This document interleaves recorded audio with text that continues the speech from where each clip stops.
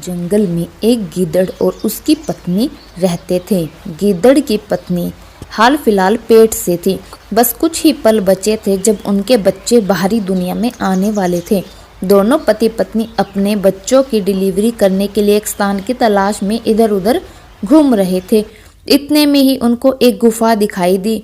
दोनों उस गुफा को देखकर समझ तो गए थे कि यह जरूर जंगल राज सिंह की गुफा है, जो फिलहाल अपने शिकार की तलाश में निकला था। दोनों को अपने बच्चों की डिलीवरी के लिए जगह तो मिल गई थी, लेकिन साथ ही यह डर भी था, अगर शेर आ गया तो क्या होगा। इस समस्या से छुटकारा पाने के लिए गिद्दड़ को एक मंत्र याद आया। उसने अपनी पत्नी को वह मंत्र कान में बताया और कहा, जैसे ही सिंह आता है मैं तुम्हें इशारा कर दूंगा, फिर तुम मंत्र बोलना शुरू कर देना। असल में यह मंत्र उनका एक चालाक प्लान था, जिसमें उन्होंने अपने नाम बदल लिए थे और शेर को भयभीत करने की योजना बनाई थी। गिद्दड़ की पत्नी जो यह मंत्र समझ चुकी थी, वह बोली, ठीक है।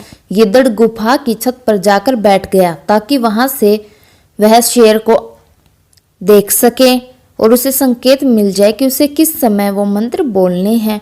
थोड़ी देर बाद गिद्दड़ की पत्नी ने धीरे धीरे 4 बच्चों को जन्म दे दिया। गिद्दड़ के कानों में जब बच्चों के रोने की आवाज गई तो वह बड़ा प्रसन्न हुआ। अब दोनों माँ बाप जो बन गए थे।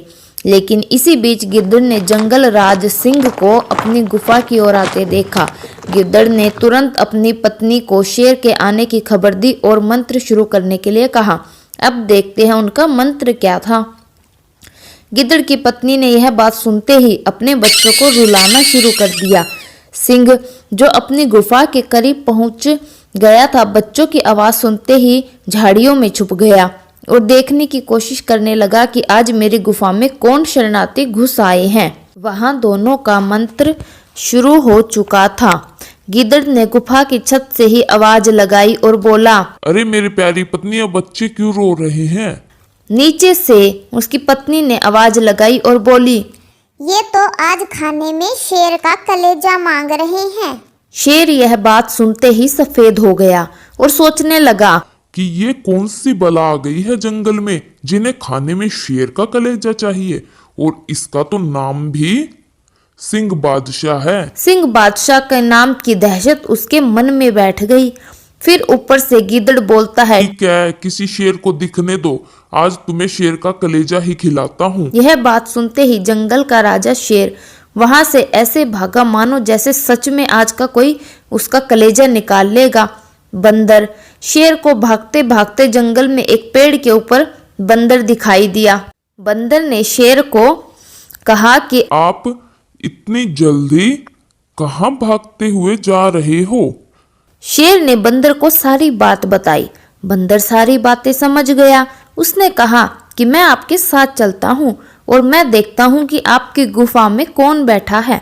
लेकिन शेर उसके साथ चलने को तैयार नहीं था, क्योंकि उसे लगता था कि बंदर बीच रास्ते ही उसका साथ छोड़ देगा या फिर गुफा के पास जाते ही उसको अकेला छोड़कर भाग जाएगा। इसके लिए बंदर ने एक योजना बनाई। फिर बंदर ने कहा कि हम एक काम करते हैं, मैं अपनी पूंछ से आपकी पूंछ को बांध देता हूँ ताकि हम दोनों एक साथ ही रहें। ऐसा सुनते ही शेर दोबारा से गुफा में जाने के लिए राजी हो गया। शेर गुफा की तरफ बंदर के साथ जाने लगा। दूर से गिद्दड़ ने भी शेर और बंदर को आते हुए देख लिया और साथ ही वह समझ गया कि जरूर बंदर ने शेर के कान भरे होंगे या फिर बंदर सारी बात समझ गया। अब गिद्दड़ ने नई योजना बनाई। उसने अपनी पत्नी को कहा कि मैं तुम्हें अब दूसरे मंत्र देता हूँ। जैसे ही शेर गुफा की तरफ आने लगेगा, तुम्हें यह मंत्र बोलना होगा। यह मंत्र शेर से बचने की एक योजना थी। जब शेर गुफा के पास पहुंच गया तो गिद्दड़ ने अपनी पत्नी को इशारा कर दिया। उसकी पत्नी ने बच्चों को फिर से रुलाना शुरू कर दिया। शेर की गुफा के ऊपर बैठे हुए गिद्दड़ ने पत्नी से पूछा कि अब बच्चे क्यों रो रहे हैं? अब तो हमें शेर का कलेजा भी मिल गया। तो उसकी पत्नी बोली, बच्चे और भी कलेजा मांग रहे हैं। तभी गुफा के ऊपर बैठे हुए गिद्दड़ ने कहा कि तुम चिंता मत करो, मैंने एक बंदर को कहा है कि वह अपनी बातों में फिर बहला फुसला कर किसी शेर को लेकर आए। जैसे ही वह गुफा के पास उस शेर को ले आएगा, हम उसका कलेजा बच्चों को खिला देंगे। शेर ने सभी बातें सुन ली। तब तो शेर का डर के मारे पूरा शरीर ही सफेद पड़ गया और उसने देखा न ताव जंगल की तरफ भागने लग गया। बंदर की शेर के साथ पूंछ बंधे जाने के कारण बंदर भी शेर के साथ गिरता पड़ता हुआ जंगल की तरफ चला गया, भागते भागते। शेर को रास्ते में एक लोमड़ी मिली। लोमड़ी, अरे जंगल राज, इतने भयभीत होकर कहाँ भाग रहे हो? काहे का जंगल राज, आज तो बाल बाल बचा हूं, नहीं तो मेरा कलेजा खा जाते। ना जाने जंगल में कौन सी बला घुस आई है।